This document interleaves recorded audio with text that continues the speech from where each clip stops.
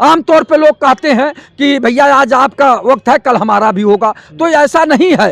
ये जो है गलत तरीके से उनके ऊपर मुकदमा लगाया गया और उनको जब और जेल भेजा गया कि वो अजहरी साहब धर्मगुरु है, शायद धर्मगुरु जब इस तरह की जो उन्होंने बात कहा होगा तो किसी परिप्रेक्ष्य में कहा होगा और उस परिप्रेक्ष्य को सही ढंग से ये लोग जैसे नहीं है उसका अर्थ नहीं निकाल रहे हैं, अर्थ का अनर्थ निकाल रहे हैं और गलत तरीके से उनके ऊपर केस लगा। मुफ्ती साहब को तत्काल जो है जमानत देनी चाहिए, कोई बड़ा अपराध नहीं है, कोई बहुत ऐसी बात नहीं है। अगर भड़काऊ भाषण में मान ले रहा हूँ सरकार की नजर में वो भड़काऊ है, लेकिन वहाँ पुलिस का काम था ना कि ATS का काम था।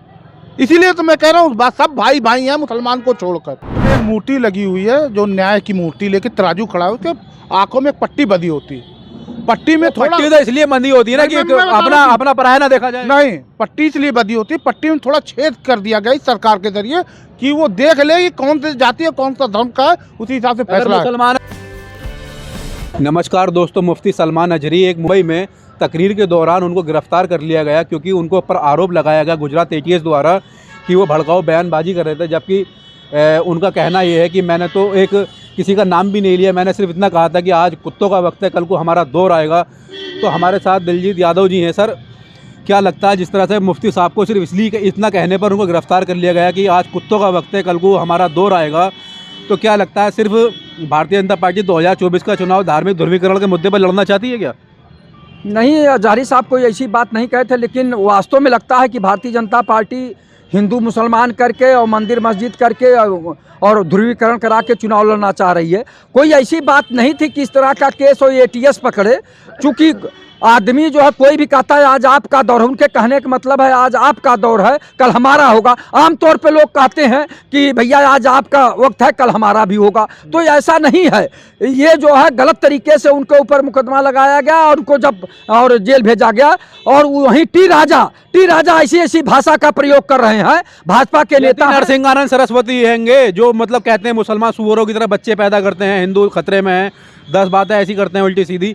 उनके ऊपर FIR होने के बाद भी उनको पुलिस गिरफ्तार नहीं करती है, लेकिन एक मुस्लिम धर्मगुरु सिर्फ इसलिए गिरफ्तार कर लेते हैं कि वो कहते हैं कि आज कुत्तों का वक्त है, कल को हमारा दौर आएगा। और गिरफ्तार करने के लिए किसे भेजते हैं? पुलिस को नहीं, ATS एक्शन टेररिज्म स्क्वाड जो मतलब आतंकवाद को रोकती है। तो क्या मुफ्ती ने ऐसा बयान दे दिया कि जो आतंकवाद के दायरे में आएगा? नहीं, कतई नहीं, ये तो गलत है और ये बहुत बड़ा जो है इस तरह का काम है, ये गलत है। और ये सरकार जब कहती है एक देश एक विधान, तो क्यों नहीं उन नेताओं के ऊपर जो अनाप शनाप बोलते हैं, जो सदन में बहुत कुछ बोले, तो उनके ऊपर क्यों नहीं केस करती है? तमाम चीज़ें हैं जो भारतीय जनता पार्टी के बड़े बड़े नेता अनाप शनाप बोल देते हैं, तो उनके ऊपर क्यों नहीं केस हो रहा? टी राजा तो अनाप शनाप बोल रहे हैं, तो उनके ऊपर क्यों नहीं केस हो? उनको क्यों नहीं जेल भेजा गया? ये बहुत बड़ी बात नहीं थी कि ATS द्वारा उन्हें अरेस्ट कराया जाए। ATS ये आतंकवाद के खिलाफ ये ATS लगाई जाती है, आतंकी को पकड़ने के लिए ATS लगाई जाती है, वो कोई आतंकी नहीं है।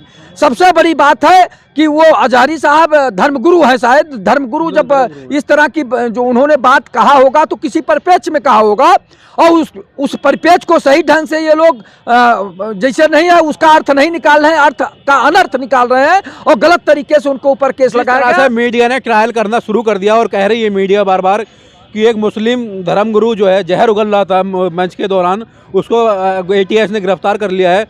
तो क्या आपको लगता है कि मीडिया ट्रायल के जरिए 2024 के चुनाव को धार्मिक ध्रुवीकरण के मुद्दे पर लेकर जाना चाहती है भारतीय जनता पार्टी? भाई उनके क्रियाकलापों से तो यही लग रहा है कि ये जो है ध्रुवीकरण कराना चाहती है, चूँकि उन्हें लग रहा है कि हम चुनाव में हार रहे हैं या कहीं न कहीं हमारा नुकसान हो रहा है, तो इसलिए ये पहले से अपना प्री प्लान करा के इस तरह से काम कर रहे हैं कि जो है ये हिंदू को जो है यूनाइट किया जाए और ये एक तरह से चुनाव जीता जाए। हिंदू तो आप भी हैं, लेकिन आप मुफ्ती के ऐसे बयान में कुछ गड़बड़ नहीं देखते हैं, तो मीडिया ने कैसे देख लिया ये?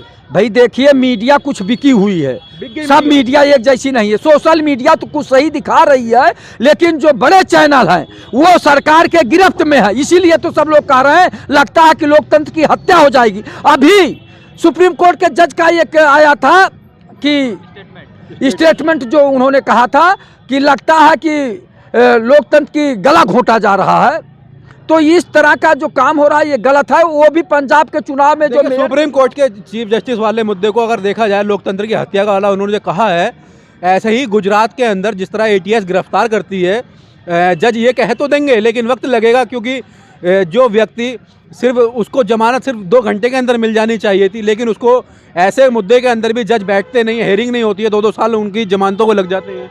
देखिए, माननीय न्यायाधीश को तत्काल इस पे जो है और बड़ा दिल दिखाते हुए और बहुत हिम्मत दिखाते हुए तत्काल उनको जमानत देना चाहिए। जिस तरह से माननीय सुप्रीम कोर्ट के जज ने जो है वहाँ भी तारीख दे दिया। जब आपको दिखाई दे रहा कि एक प्रिजाइडिंग अफसर जो है, एक चुनाव अधिकारी उस पर लकीर खींच रहा है, तो तत्काल उसका चुनाव निरस्त करना चाहिए था। लेकिन ये कानूनी प्रक्रिया में क्या है कि लटकाते हैं, लटकाना नहीं चाहिए। जब आपको एकदम साक्ष्य मिल गया और सब कुछ दिखाई दे रहा है तो तत्काल उनका जो चुनाव निरस्त करना चाहिए। उसी तरह मुफ्ती साहब को तत्काल जो जमानत देनी चाहिए। कोई बड़ा अपराध नहीं है, कोई बहुत ऐसी बात नहीं है। अगर अपराध भी है तो फिर उनके साथ में यति नरसिंहानंद सरस्वती, साक्षी महाराज, साध्वी प्रज्ञा ठाकुर, ये जितने भी अन्य धीरेन्द्र शास्त्री हैं, ये परमहंस दास हैं, जो मतलब मुसलमानों के खिलाफ इतना जहर उगलते हैं।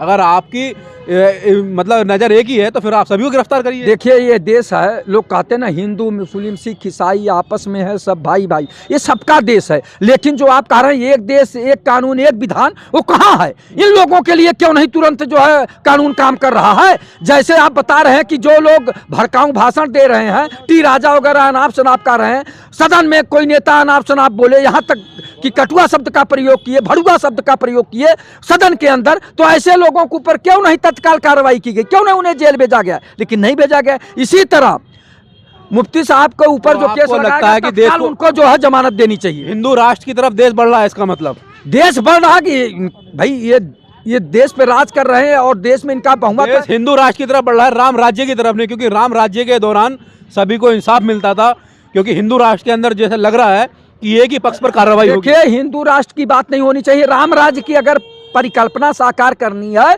तो सबको समान अधिकार और समान तरीके से देखना पड़ेगा। वहां हिंदू मुस्लिम नहीं बांटना होगा, न अन्य जातियों को बांटना होगा। वहां सबके प्रति समान न्याय होना चाहिए। अगर राम राज्य की बात करते हैं, अगर देश के प्रधानमंत्री जी राम राज्य की परिकल्पना की स्थापना करना चाहते हैं तो सबको बराबर देखना चाहिए और कानून एक है। अगर कानून और विधान एक है तो मुफ्ती साहब के ऊपर भी तत्काल जमानत देनी चाहिए जजों को, और उस पर देरी नहीं करनी चाहिए। देनी चाहिए, तत्काल जमानत होनी चाहिए, जिस तरह दिलजीत यादव जी कह रहे हैं। देखिए, एक शेर था कि हिंदू मुस्लिम सिख ईसाई आपस में सब भाई भाई, उसमें से मुस्लिम सब निकाल देना चाहिए, बाकी सब भाई भाई हैं।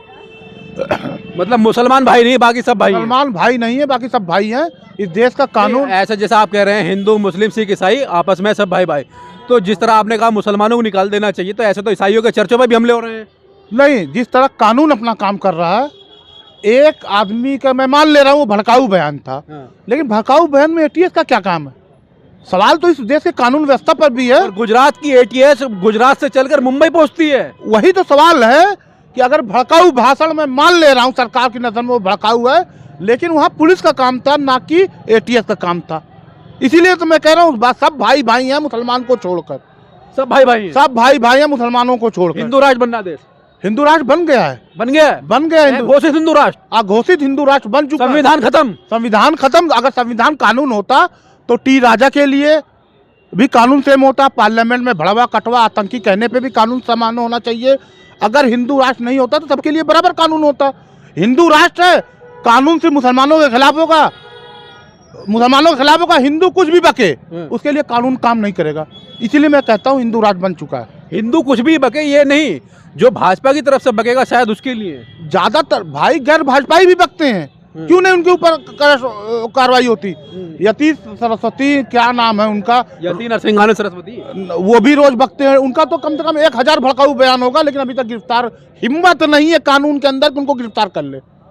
FIR भी 100 से ऊपर है उनके ऊपर, तो गिरफ्तार नहीं हो रहा है। हिंदू राष्ट्र है, वो हिंदुओं के धर्म गुरु हैं, इसीलिए उनके ऊपर कार्रवाई नहीं हो रही है। हिंदू राष्ट्र में हिंदू धर्म गुरुओं के ऊपर कार्रवाई नहीं होगी, सिर्फ मुसलमान धर्म गुरुओं के ऊपर कार्रवाई होगी। क्या हिंदू राष्ट्र में सिर्फ मुस्लिम धर्मगुरु के ऊपर कार्रवाई होगी? देखिए, मैं सबसे पहले आपके चैनल के माध्यम से बता दूं कि चाहे वो हिंदू धर्मगुरु हो या मुस्लिम धर्मगुरु हो, धर्मगुरु का जो एक ओहदा होता है, जो पदवी होती है, वो बहुत सम्मानजनक होती है। उसको कुत्ते बिल्ली जैसे शब्दों का प्रयोग नहीं करना है। बाकी आप कुछ भी डायलॉगिक बात करिए वो ठीक है, लेकिन आप कुत्ते बिल्ली जैसे संबोधन मत करिए। और रही बात दूसरी कि एक धर्मगुरु को एटीएस गिरफ्तार करती है, वो गुजरात काडर की नहीं होती है। जो एंटी टेरर स्क्वाड होता है वो सेंट्रल गवर्नमेंट का होता है। और बाकी हमने अभी उसका सेंट्रल गवर्नमेंट का होता कैसा, यूपी एटीएस भी है, गुजरात एटीएस भी है, मुंबई महाराष्ट्र एटीएस, हर राज्य के एटीएस अलग है। नहीं नहीं है, वो बिल्कुल सही है, लेकिन वो कंबाइंड है, वो सेंट्रल गवर्नमेंट के थ्रू ही उसका कुछ फंडिंग होता है, इसलिए उसने भेजा। वो महाराष्ट्र की एटीएस गिरफ्तार कर सकती थी। मैं ये नहीं कह रहा हूँ, वो एक अलग मुद्दा है, लेकिन जैसे आपने कहा कि उनको पकड़ा है, क्या पकड़ा है, अभी मैंने उनका कोई ऐसा स्टेटमेंट नहीं सुना है, और बाकी क्या उसमें क्या कानूनी प्रक्रिया है उसको थोड़ा देखना पड़ेगा इस मामले में। यति सरस्वती का बयान आपने सुना होगा, 1000 बयान वायरल है, आपने उसको उस पर संज्ञान नहीं लिया। देखिए मैंने अभी सबके लिए कहा, धर्म गुरु का जो पदवी होता है वो बहुत सम्मानजनक होता है ना। देखिए अब उनकी पार्टी है, वो क्या करेंगे वो मैटर नहीं करता, लेकिन मैं ये कह रहा हूँ, पार्टी के नहीं होते, मैं ये कह रहा हूँ धर्मगुरु पार्टी के नहीं होते, धर्मगुरु अपने समाज के लिए होते हैं, अपने धर्म के लिए होते हैं। मैं ये कह रहा हूँ कि मैं एक नागरिक होने के नाते मैं अपना मत रख रहा हूँ कि कोई भी धर्मगुरु हो, हिंदू हो, मुस्लिम हो, सिख हो, जैन हो, बौद्ध हो, वो किसी भी समाज या किसी भी धर्म का धर्मगुरु हो, उसको ऐसे आपका मतलब बयानों से बिल्कुल बचना चाहिए। कुत्ते बिल्ली वाले बयान को हटा बिल्कुल देना नहीं, चाहिए, बिल्कुल लेकिन नहीं, बिल्कुल नहीं लेकिन करना जिस चाहिए। तरह से जी। और धर्मगुरु भी हैं, जैसे यति नरसिंहानंद सरस्वती, वो कहते हैं मुसलमानों को सुअर की तरह बच्चे पैदा कर रहे हैं। नहीं, मैं बिल्कुल आलोचना कर रहा हूँ, वो ये बिल्कुल गलत है, और जो भी संवैधानिक प्रक्रिया है उसके तहत आप काम करिए। देखिए भैया, ये टीआरपी का दौर है, स्टूडियो में बैठकर मुसलमानों को कुत्ता भड़वा कहा जाता है, स्टूडियो में कोई कार्रवाई नहीं हो रही है।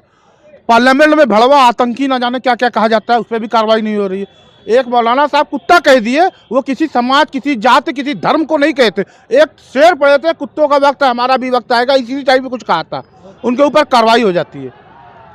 नहीं, देखिए मैं फिर भी यही बात कह रहा हूँ, बार बार दोहराता रहूँगा, रिपीट करता रहूँगा कि अगर आप धर्मगुरु हैं, धर्मगुरु का बड़ा सम्मानित पद होता है, और उसको जिम्मेदारी के तरीके से निर्वाह करिए, और आपको ये चाहिए कि आप समाज को एक सकारात्मक वाइब्स दें, एक पॉजिटिव संदेश दें, उसी के साथ समाज को जोड़िए, अपने साथ जोड़े रखिए। और आप जब कार्रवाई आप कर रहे हैं तो आप सभी को एक नज़र से देखें ना। अगर कोई गलत धर्मगुरु गलत भी बोल रहा है तो सभी को एक जेल में डालिए। देखिए, ये एक ही को क्यों डाल लो भाई आप? सुनिए मेरी बात, ये आपको मानना पड़ेगा, हम भी मानते हैं, मैंने भी ऑब्जर्व किया है कि मनुष्य में न्याय जैसा कुछ नहीं है। वो आप कल कोई दूसरा सत्ता में आएगा तो अपने हिसाब से चलाएगा, समझ रहे हैं? तो मैं ये कह रहा हूँ, आप मानते न्यायपालिका सत्ता के अधीन होती है? मैं ये तो बिल्कुल तय है, उसमें कोई दिक्कत नहीं है। न्यायपालिका जो भी है सब सरकार के आसपास चलते हैं, क्योंकि अभी जो चुनाव हुआ उसमें सुप्रीम कोर्ट ने जो दखल दिया है, उसने कहा कि जो प्रेसिडिंग ऑफिसर था उसने कैसे लोकतंत्र की हत्या की है ना, उस पर मुकदमा चलाओ। तो कहीं ना कहीं ये चीज़ें कुछ हैं, इसकी मैं भी आलोचना कर रहा हूँ बतौर नागरिक। जब सरकार के अधीन ही न्यायालय है तो फिर इंसाफ कहाँ मिलेगा, जब सरकार ही आपको गलत हो रही है? न्यायालय कुछ चीज अपने आप अधीन ले लेती है। कभी कभी देखते होंगे कोई कोर्ट गया नहीं, लेकिन कोर्ट का बयान आ जाता है। तो कोर्ट कब बयान देता है, इस पे आप विचार, संज्ञान लेने वाली बात होगी। स्वयं संज्ञान जो कोर्ट लेती है वो भी आपको ध्यान रखना होगा, किसके पक्ष में लेती है वो भी ध्यान में रखना होगा, अगर आपको न्यायालय पे भरोसा है तो। स्वतः संज्ञान तब लेती है, कुछ मामलों में उसको राइट है स्वतः संज्ञान लेने का, कुछ मामलों में नहीं है। जैसे अभी ये मेयर का चुनाव हुआ, उसमें वो स्वतः संज्ञान नहीं लिया। वो सुप्रीम कोर्ट, जब वो आम आदमी पार्टी कांग्रेस गई हाई कोर्ट ऑफ पंजाब, तो वहाँ से उसने इनकार कर दिया, तब वो सुप्रीम कोर्ट गई डायरेक्ट। कुछ नियम है जिसके थ्रू डायरेक्ट सुनवाई होती है, तो उसके थ्रू हुआ। इसमें स्वतः संज्ञान सुप्रीम कोर्ट ने नहीं लिया है, और उसने कहा जो प्रेसिडिंग ऑफिसर था उस पर सीधे मुकदमा चलाना चाहिए, देशद्रोह का मुकदमा चलाया जाना चाहिए, उस पर कार्रवाई होनी चाहिए। और आने वाले मुकदमा चलाना क्यों चाहिए? सुप्रीम कोर्ट के पास वो अथॉरिटीज है, वो पावर है कि वो मुकदमा चलाने का आदेश दे। वो नहीं, बिल्कुल देगी। अभी आने वाले चुनाव को रद्द कर देना चाहिए था। नहीं, देखिए उस पे वो प्रक्रिया है, वो न्यायिक प्रक्रिया है, उसमें अभी निर्णय आएगा, जल्दी आएगा। कोर्ट में एक मूर्ति लगी हुई है, जो न्याय की मूर्ति लेके तराजू खड़ा है, उसके आंखों में पट्टी बंधी होती है। पट्टी में थोड़ा तो इसलिए बंदी होती है ना कि अपना पराया ना देखा जाए। नहीं, पट्टी इसलिए बंधी होती है, पट्टी में थोड़ा छेद कर दिया गया इस सरकार के जरिए कि वो देख ले कि कौन सी जाति है, कौन सा धर्म का है, उसी हिसाब से फैसला। मुसलमान है तो फैसला उसके खिलाफ आएगा, इसीलिए उसमें छेद सरकार कर दी है पट्टी में कि वो देख ले मुसलमान है कि हिंदू है। अच्छा। उसी हिसाब से फैसला आ जाए। सलमान अजहरी के खिलाफ कार्रवाई होगी, यति नरसिंहानंद सरस्वती का नहीं होगी? सलमान अजहरी के खिलाफ कार्रवाई होगी। बाकी हजारों लोग ऐसे हैं जो लगातार भड़काऊ बयान दे रहे हैं, सीना ठोक कर कह रहे हैं, उनके ऊपर कार्रवाई नहीं हो रही, क्योंकि उनकी पट्टी के जो छेद सरकार ने कर दिया उससे दिख जाता है कौन है। कर दिया है भैया। नहीं, देखिए मैं एक जिम्मेदार नागरिक हूँ, मैं ऐसे बयानों से बचना चाहता हूँ, क्योंकि मैं एक जिम्मेदार नागरिक हूँ। कोई ऐसे बयानों से बचना चाहिए। कल हमारे घर भी एटीएस आ सकती है, इसलिए मुझको भी ऐसे बयानों से बचना चाहिए। सामान्य नागरिकों को तो बिल्कुल बचना चाहिए, और एक दायरे हैं उनके अंदर काम करना चाहिए, क्योंकि मैं सरकार नहीं हूँ और मैं संप्रभु नहीं। तो लोग अपनी पीड़ा भी जाहिर नहीं कर सकते, एटीएस भेज दी जाएगी आपके घर देखिए में। नहीं, देखिए पीड़ा जाहिर करना एक अलग बात है, लेकिन एक संवैधानिक टिप्पणी करना वो असंवैधानिक टिप्पणी करना वो गलत होगा। पार्लियामेंट में असंवैधानिक टिप्पणी हो सकती है तो सड़कों पर क्यों नहीं हो सकती, मेरा सवाल है। संवैधानिक टिप्पणी अगर कोई विपक्ष का आदमी करेगा कार्रवाई होगी, उसकी सदस्यता छीन ली जाएगी। मोइत्रा की उनकी सदस्यता छीन ली गई सवाल पूछने के उस पर, लेकिन अगर एक रमेश विघुड़ी अगर अपना बयान देते तो उसको सिर्फ ये कहा जाता है कि जता दीजिए, आपका काम खत्म हो जाता है। देखिए ये आप बहुत डीप मुद्दों में जा रहे हैं। मैं ये कहना चाह रहा हूँ कि अभी मैं उस योग्य नहीं हूँ कि सरकार की आलोचना करूं या सरकार का विरोध करूं। समझ रहे हैं ना, मैं एक नागरिक हूं, मैं एक आपको सुझाव दे सकता हूं मीडिया के थ्रू कि ऐसा नहीं बोलना है, और जो भी एक दायरे हैं उन दायरों के तहत ही काम करना है, दायरे से बाहर नहीं काम करना है।